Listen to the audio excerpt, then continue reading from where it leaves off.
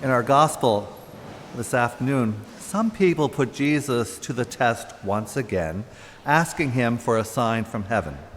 They want him to perform some spectacular sign, yet they are completely blind to the presence of God in the ministry of Jesus himself. Jesus declares in the gospel that it is by the finger of God that he casts out demons from people. God is powerfully at work in his ministry, if only people had eyes to see it. There is no need for Jesus to do a spectacular sign. And I love that imagery of it's by the finger of God.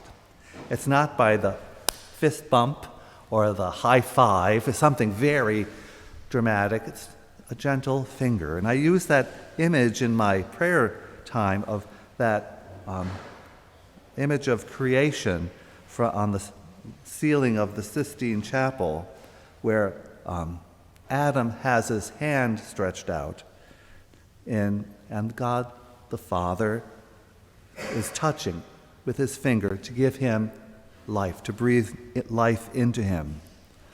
Sometimes we're overly fascinated with unusual things, with the spectacular.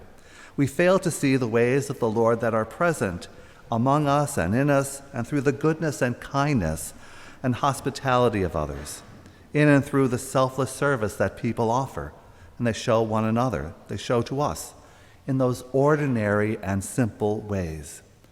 We began this month celebrating the feast of Saint Therese, the Little Flower, and I believe I spoke that day about her little way of love, doing ordinary things with immense love. And I think your assignment that day was to go to our Therese garden, and I failed to tell you where it was.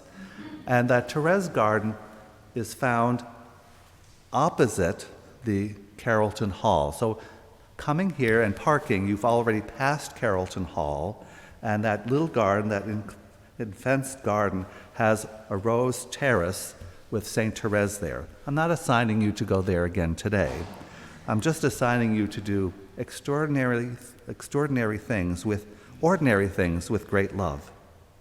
You know, this past week we celebrated St. Francis Day, and in that blessing of animals, people brought, what did they bring? They brought hamsters, a sun conure, tons of dogs, big dogs, little dogs, cats. We even had a lizard.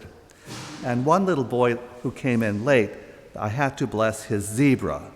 It wasn't a real zebra. It was a stuffed animal zebra. And I saw in that moment of grace, all of God's creation, even the animals. For God so loved the world that he gave us life, but he gave us animals who offer us unconditional love and who love us and care for us.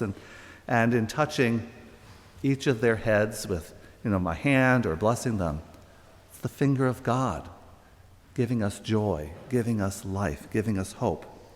We sang on that day, I believe, the hymn, "The heavens are telling the glory of God, and all creation dances for joy." That is the finger of God. This afternoon, as you go forth from here, find the finger of God in creation. Find the finger of God in the loved ones around you. It's not in great things, but it's in real things, the real things of your life. We don't have to watch a lot of reality TV. Why? Because we are reality to one another. Just be real for one another, with one another, for one another, and then you will be the finger of God.